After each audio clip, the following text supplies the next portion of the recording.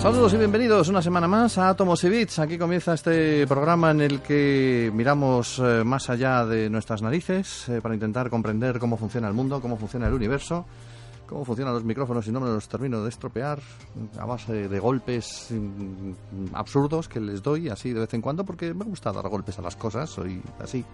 O sea, es una manera de soltarse en un momento dado. Bueno, vamos a empezar ya el programa sin mayor dilación. Un programa que cada semana, como digo, trae lo último de la ciencia y de la tecnología. Un programa que está sostenido, acompañado, ayudado, orientado por Lenovo, con tecnología de leyenda. Lenovo, que nos trae sus portátiles ThinkPad equipados para la productividad empresarial con fiabilidad absoluta y máxima seguridad. Sus IdeaPad, con su amplia cartera de productos, diseños de vanguardia diseñados para satisfacer tus necesidades, y los Yoga, los 4 fantásticos modos de un equipo increíble, muy versátil, multimodo, diseños que destacan, intuitivos y fáciles de utilizar. Con Lenovo, tecnología de leyenda. Con Alba Santiago, que hoy se encarga del control del sonido, con José Manuel Nieves, al que enseguida vamos a saludar, y en nombre del equipo de redacción, con el saludo de Pedro Pablo May.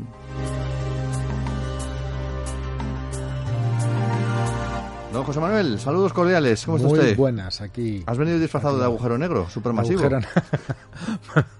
Madre mía, es que me dejas sin palabras. ¿Pero ¿Por qué? Porque voy de negro, sabes que a mí me gusta ir de oscuro siempre. Sí, bueno, pero por eso, porque vas a es como Sheldon Cooper cuando se disfraza de onda gravitacional, ¿no? Pues tú vas disfrazado. Yo voy de agujero negro, además viene al caso hoy. Claro, porque hoy nos vas a hablar de los agujeros negros supermasivos, estos que nos rodean, nos tienen rodeados y en cualquier momento se nos van a merendar a todos.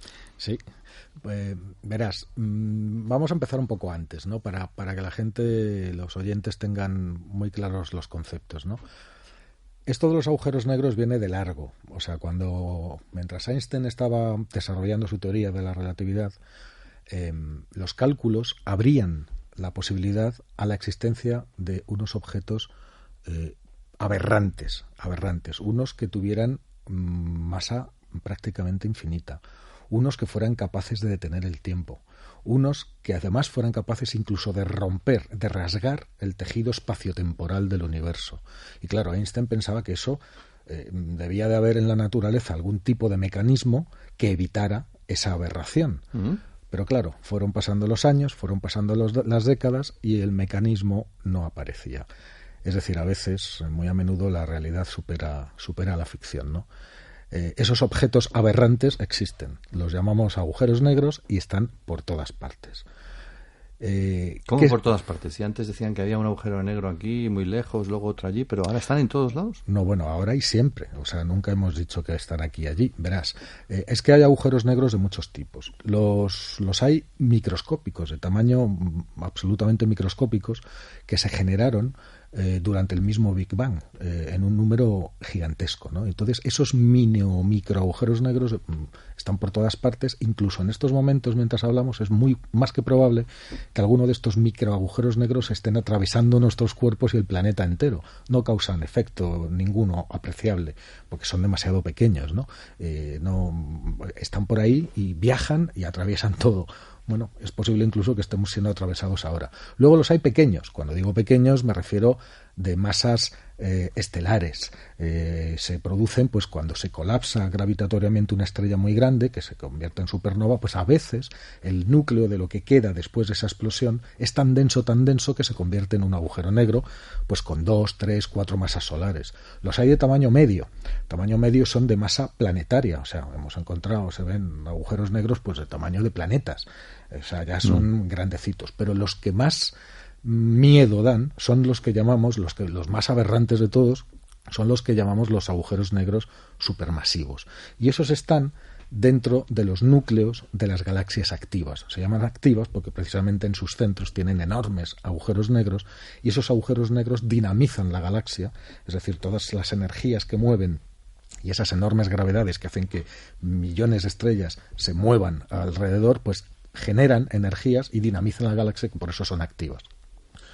Esos, los supermasivos, pues tienen millones de veces la masa del Sol, es decir, son objetos realmente grandes. Imagínate que dentro de nuestra propia galaxia hay uno que se llama Sagitario A, que tiene 4 millones de veces la masa del Sol. Y si esto nos parece grande, pues se han encontrado, el más grande que se ha encontrado, muy lejos de aquí, en el centro también de una galaxia, resulta que es tan enorme, fíjate, que tiene 20.000 millones de veces la masa del Sol. Madre. Entonces, ese agujero negro en concreto mide 118.000 millones de kilómetros, que es 20 veces la distancia que hay entre el Sol y Plutón. Ese es el tamaño de ese agujero negro. Imagínate, 20.000 millones de soles concentrados ahí. En teoría, cualquier objeto que tú quieras lo podríamos convertir en un agujero negro. No hay más que comprimirlo lo suficiente hasta alcanzar lo que se llama el radio de Schwarzschild. Schwarzschild era el... Schwarzschild. Exactamente, lo dices mucho mejor que yo. Pues, Schwarzschild. Me encanta el nombre. Schwarzschild. Bueno, pues este señor calculó cuál era el radio que tenía que tener un objeto para convertirse en un agujero negro, y es un radio que varía según la cantidad de masa que contenga. Por ejemplo, si quisiéramos convertir nuestro Sol en un agujero negro, deberíamos de comprimirlo hasta que tuviera la masa, el tamaño de una ciudad pequeña, de unos poquitos kilómetros. Entonces se convertiría en un agujero negro.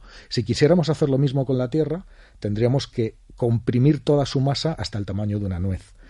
¿Y por qué tendríamos un agujero negro? Porque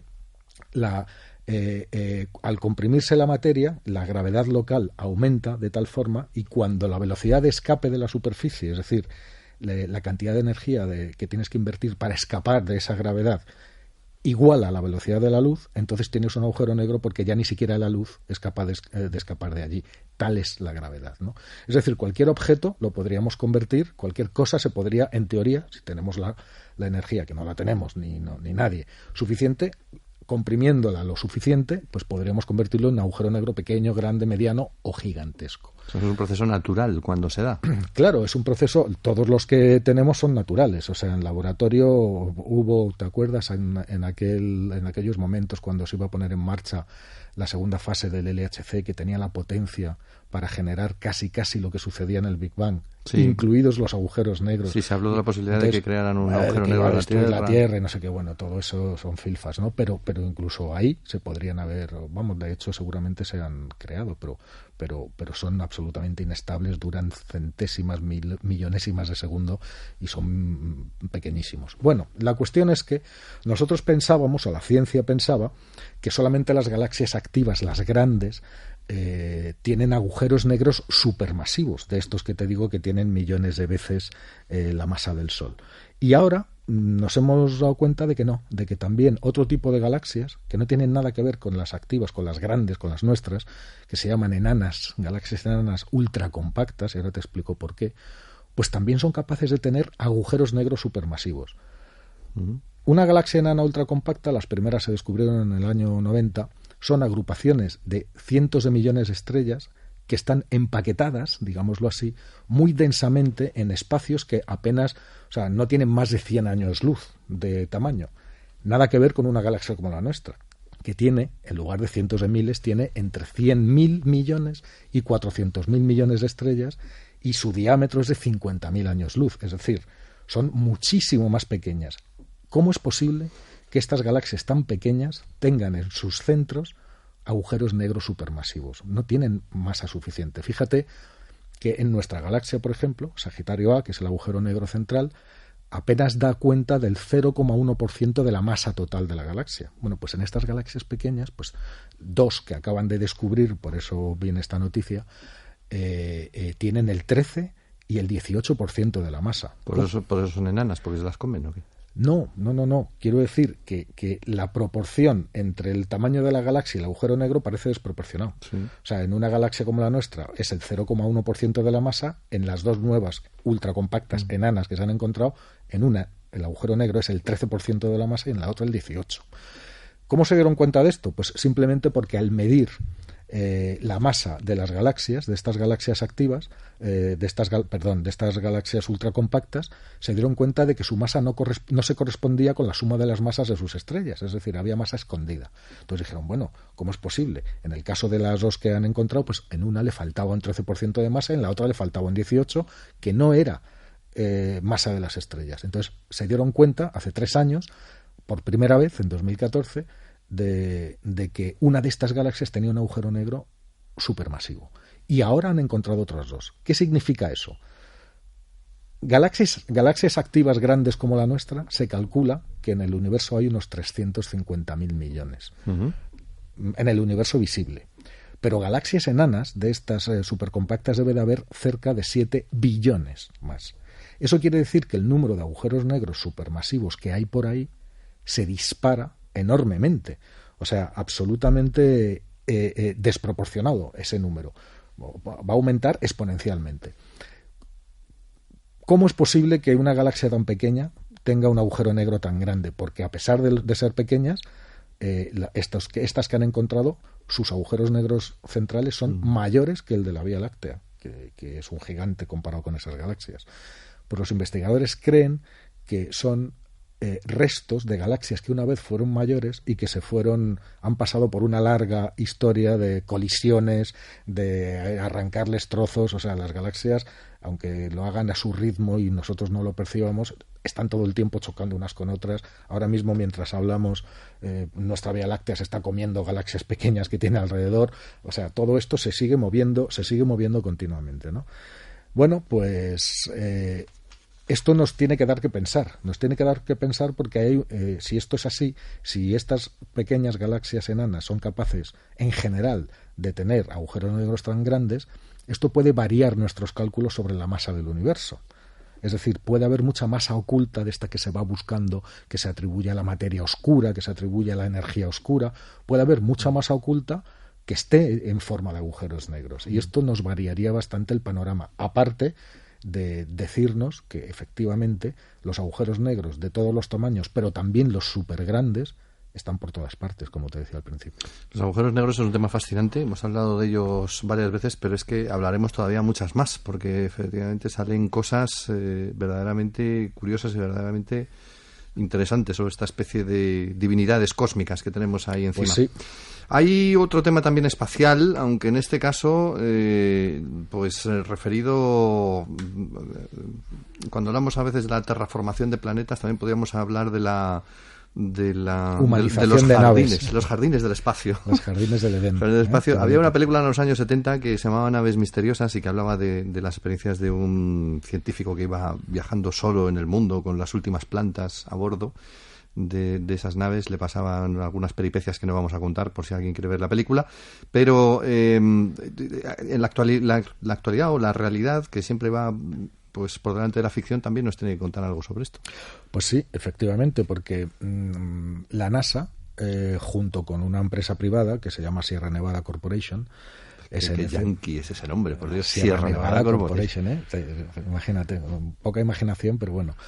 Pues esta empresa se dedica a diseñar módulos para conseguir alimentos frescos en el espacio, es decir, módulos agrícolas.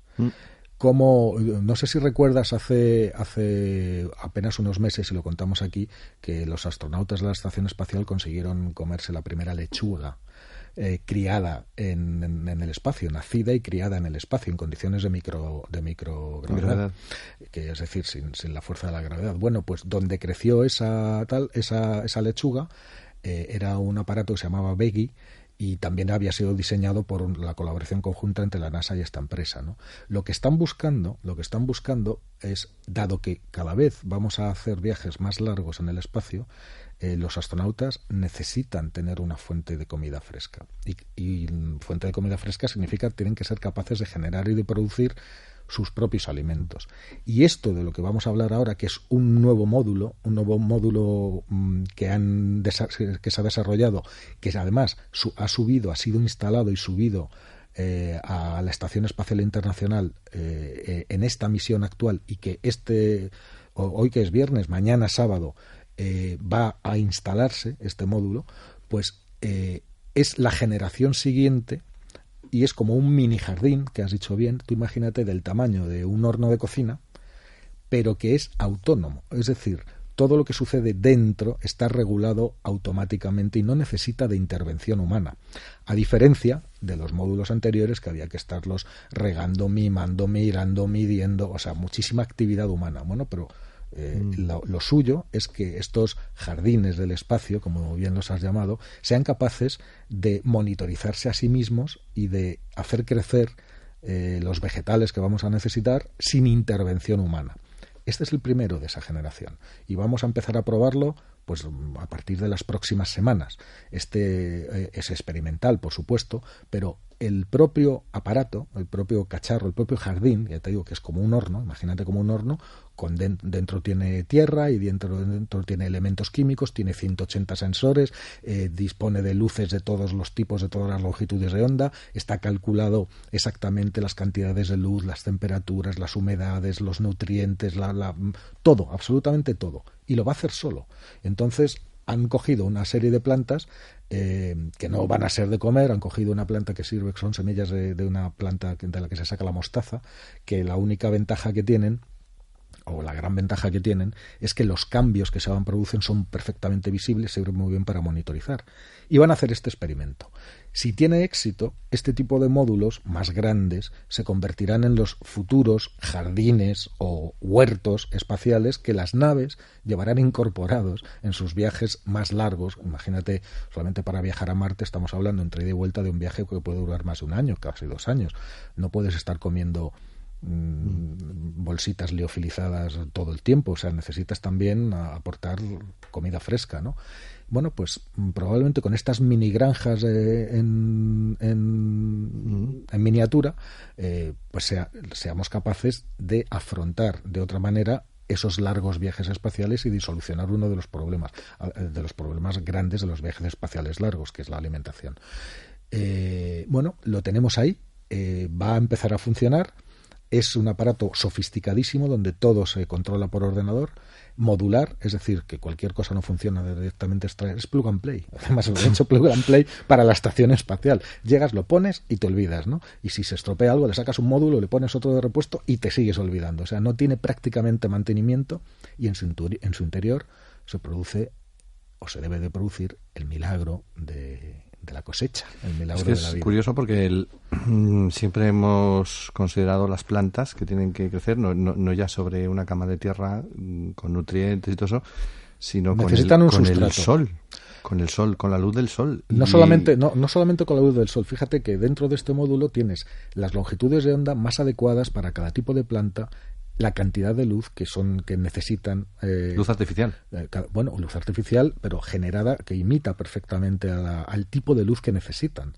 Además, exactamente en las longitudes que los necesitan para crecer, porque no todas las plantas, no es lo mismo una planta, que crece en un clima tropical que otra que crece en un clima del norte. No tiene nada que ver las exigencias que tiene, ni las formas de reaccionar, ni los sustratos que necesita, ni los alimentos que necesita de extraer del subsuelo.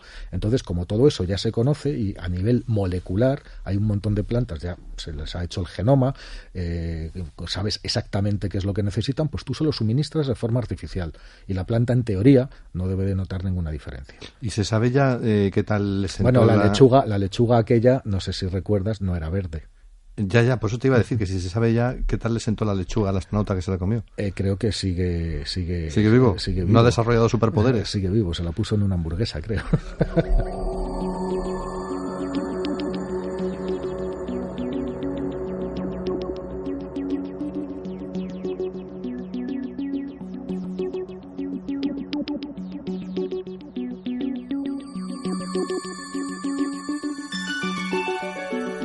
Para comunicarse entre ellos, los astronautas disponen de sus equipos, pero no estaría mal, me gustaría verles hablando con un teléfono móvil ahí en el espacio. Sería una imagen graciosa, ¿no? Tienen cosas mejores. Verles ahí hablando, por ejemplo, con el nuevo iPhone, que parece ser que ya tenemos alguna pista sobre cómo va a ser. Bueno, estamos ya, como nos falta muy poco, porque sabes que los iPhones se anuncian cerca del verano, empiezan a venderse en otoño, y además Apple, contra toda la corriente de la industria, no presenta sus dispositivos a principios de año, sino más bien entre mediados y finales de año. Cuando ya todos los demás han presentado, llega Apple y suelta el suyo, ¿no? Y bueno, pues entonces estamos en plena época de rumores y de rumorologías.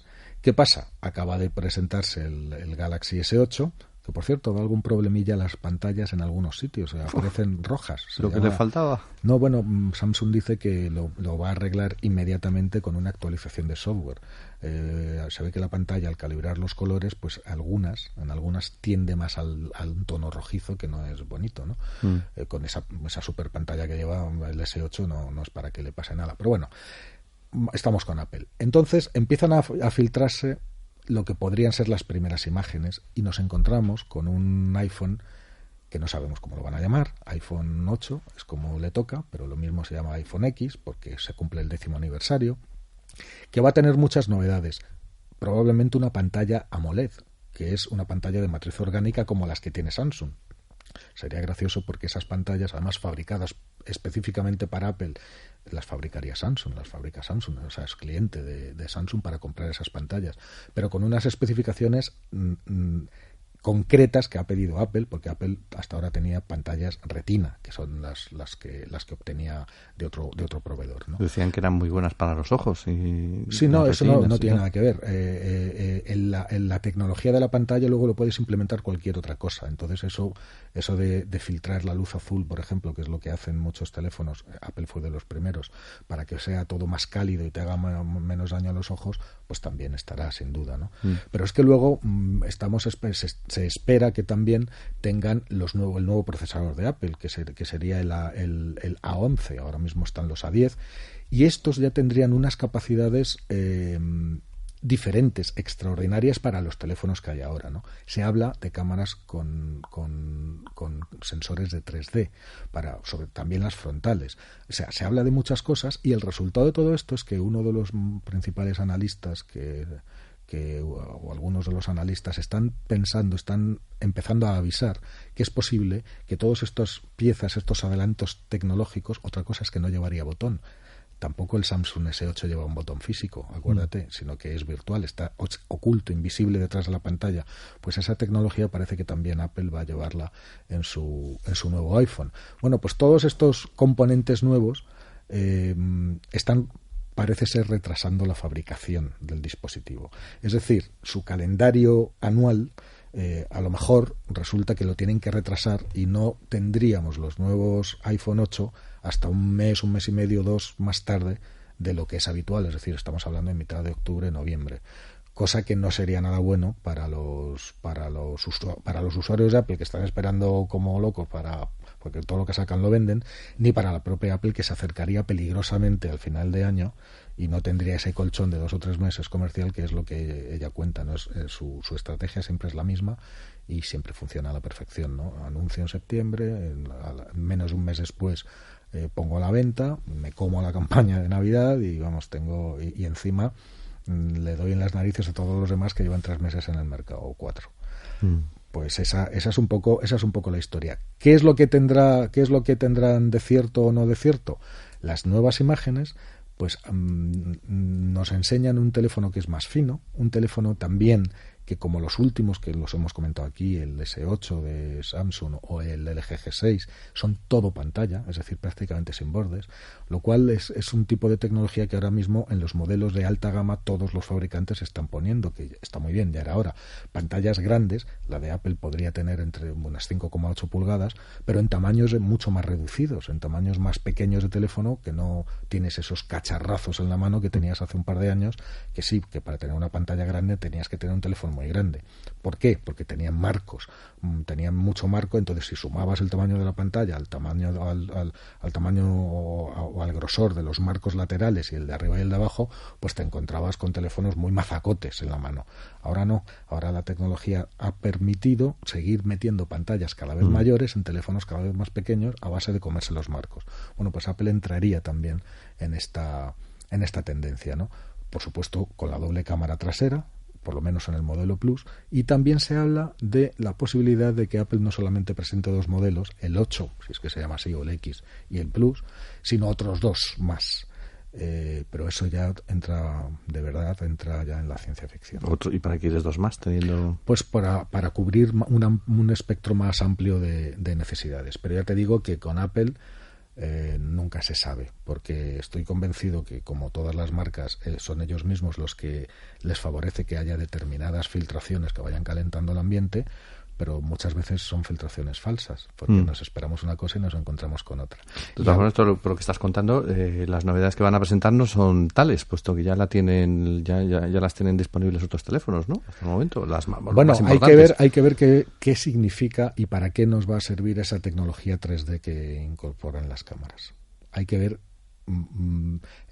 algunos piensan que se trataría de hacer imágenes, o sea, fotografías, no en 3D, pero sí con profundidad, con mucha profundidad. Es decir, y eso sería algo, si lo hace Apple como suele hacer las cosas, bastante novedoso dentro del campo de la fotografía. Pero a mí lo que me pone más en esto es lo que no se ve y lo que no se dice.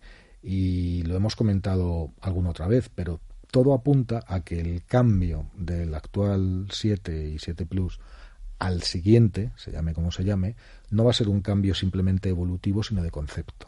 Y era hora de que Apple hiciera algo nuevo. Vamos a ver, si solamente se limita a estas cositas, pues entonces estaríamos frente a un dispositivo que ha vuelto a evolucionar un poquito más, incorporando algunas cosas que estará muy bien, que lo comprará todo el mundo, pero que no es ese revulsivo. Lo que no se cuenta, lo que no se ha dicho, es lo que a lo mejor ese efecto sorpresa que Apple siempre ha tenido y que está obligado a volver a tener, ahora que se cumple el 10º aniversario del primer iPhone, es el momento de ponerlo sobre el tapete. Y vamos a esperar, vamos a ver, pero hay pistas que nos dicen que a lo mejor sí estamos ante uno de esos cambios. El cambio, ¿sabes cuál es el cambio que tendrían que hacer? Poner un cable que aguante más y no se pele tan rápido. Bueno, que luego se estropean enseguida. Bueno, apuntado queda. Apuntado, ¿no? Bueno, pues aquí lo dejamos de momento. En nuestro programa en Alto Servicio hemos vuelto a hacer un repasito a algunas de las noticias de mayor interés en la actualidad científico-tecnológica innovadora. Y recordamos que lo hemos hecho con Lenovo, que ha presentado también su siguiente generación de smartphones Lenovo Fab, incluidos el primer dispositivo del mundo compatible con Google Tango, con pantallas de primera calidad, con la tecnología de audio Dolby Atmos para conseguir una experiencia cinematográfica y con cámaras de nivel profesional, con enfoque rápido para capturar el mundo con hasta 16 MPs. Ahí está, Lenovo, tecnología de leyenda. ¿Te gusta la voz así o no? ¿O queda demasiado...? A ver, dilo otra vez. Lenovo, tecnología de leyenda. Pareces Batman.